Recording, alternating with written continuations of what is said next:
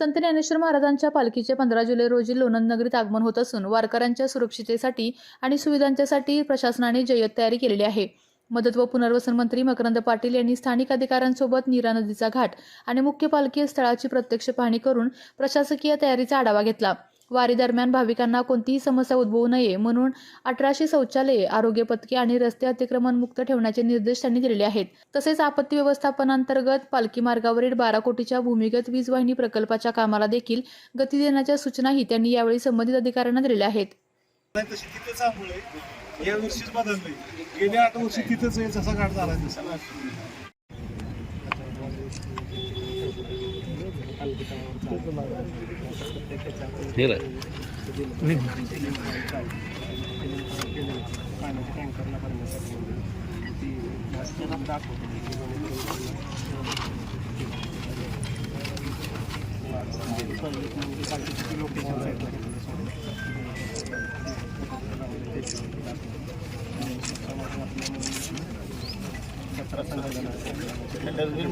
माऊलींचं आगमन 15 तारखेला होतं, बुधवारी. म्हणजे सालाबाद प्रमाणे जे काही नियोजन असतं त्या पद्धतीचं नियोजन, किंबहुना त्याच्यापेक्षा सुद्धा चांगला नियोजन करण्याचा प्रयत्न मग आमचे प्रांत तहसीलदार, आमचे नगराध्यक्ष लोणंद CO, त्याचबरोबर पंचायत समितीचे आमचे सर्व सभापती असतील, BDO आणि एकूणच आमचा MSCB असेल, आमचा पोलीस आमचा विभाग असेल, म्हणजे आरोग्य विभाग असेल, शासनाचा प्रत्येक विभाग या नियोजनाच्या संदर्भामध्ये दरवर्षीप्रमाणे अतिशय चांगल्या पद्धतीचं नियोजन त्या निमित्तानं केलेलं आहे. आणि निश्चितपणानं हे जे आगमन होतं आहे, कारण मुळामध्ये हा वैष्णवांचा जो मेळावा होतो हा एक आमच्या जिल्ह्याच्या दृष्टीनं, कारण आमच्या खंडाळा तालुक्यामध्येच पाडेगावमधूनच या जिल्ह्यामध्ये पालखीचं आगमन होणार आहे आणि तो या जिल्हावासियांच्या दृष्टीनं अतिशय आनंदाचा आणि उत्साहाचा क्षण असतो. आणि एक वेगळ्या पद्धतीचा उत्साह हा प्रशासनातले अधिकारी कर्मचारी, त्याचबरोबर या जिल्ह्यातील जनता आणि विशेषतः खंडाळा तालुक्यातील सर्व जनता या स्वागताकरता आसुसलेली असते. आणि या अनुषंगानं ज्या ज्या काही नागरी सुविधा आवश्यक आहेत, मग अगदी पालखी तळाची या ठिकाणी माऊलींच्या विसाव्याची व्यवस्था असेल, या ठिकाणी घेण्यात येत असणाऱ्या सर्व काही बाबी असतील, याचा चांगल्या पद्धतीनं नियोजन केलेलं आहे.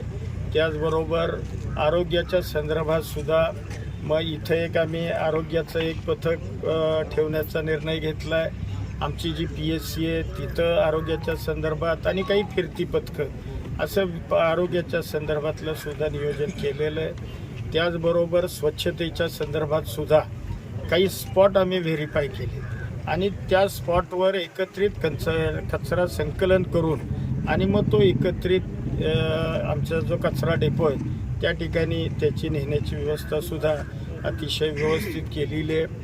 शौचालयाच्या संदर्भात तब्बल 1800 शौचालयांची निर्मिती या निमित्ताने केलेली आहे की जेणेकरून येणाऱ्या भाविकांना किंवा येणारे जे वैष्णव आहेत त्यांना कुठलीही गैरसोय होऊ नये या पद्धतीचं लक्ष हे प्रशासन आणि आम्ही सगळी मंडळी ही त्या ठिकाणी घेतो आहे. या संदर्भामध्ये आता MSCBनं सुद्धा चांगल्या पद्धतीचं काम त्या ठिकाणी केलेलं आहे. आता आम्ही अंडरग्राऊंड केबलिंगसुद्धा मंजूर केलं आहे. तब्बल 12 कोटी रुपयाचा हा प्रकल्प, आता त्याचं टेंडरसुद्धा झालं आहे आणि कॉन्ट्रॅक्टरसुद्धा फायनल झाला आहे. त्यामुळं पुढच्या वर्षी हे जे मेन रोडवरचे जे पोल आहे आणि या रस्त्यावरचे आणि बाजारतळावर इथं संपूर्ण आपण अंडरग्राऊंड केबलिंग करणार आहे. त्यामुळं रस्त्यावरचे पोल आणि ज्या लाईन आहेत हे आता तुम्हाला पुढच्या वर्षीमध्ये निघालेल्या दिसतील. त्या अनुषंगानं सुद्धा आपत्ती व्यवस्थापनमधून आम्ही तब्बल 12 कोटी मंजूर केलेले आहेत. बाकीची ही कामं सगळी युद्ध पातळीवर सुरू आहेत आणि निश्चितपणानं पंचायत समितीसुद्धा आमचं चांगल्या पद्धतीचं त्या ठिकाणी लक्ष ठेवून प्रत्येक विभाग शासनाचा, म्हणजे पोलिसांनी सुद्धा आणि नगरपालिकेनं सुद्धा, जे आता पालखी येते त्यावेळेला गर्दी खूप असते, वाहनं खूप आत गावामध्ये येत असतात, त्यामुळं रस्त्यावरचं अतिक्रमणसुद्धा सगळी मोकळी करण्याचा प्रयत्न केला की जेणेकरून सुसह्य पालखीचा प्रवास व्हावा या अनुषंगानं सगळी खबरदारी आम्ही आणि प्रशासनानं त्या ठिकाणी घेतली.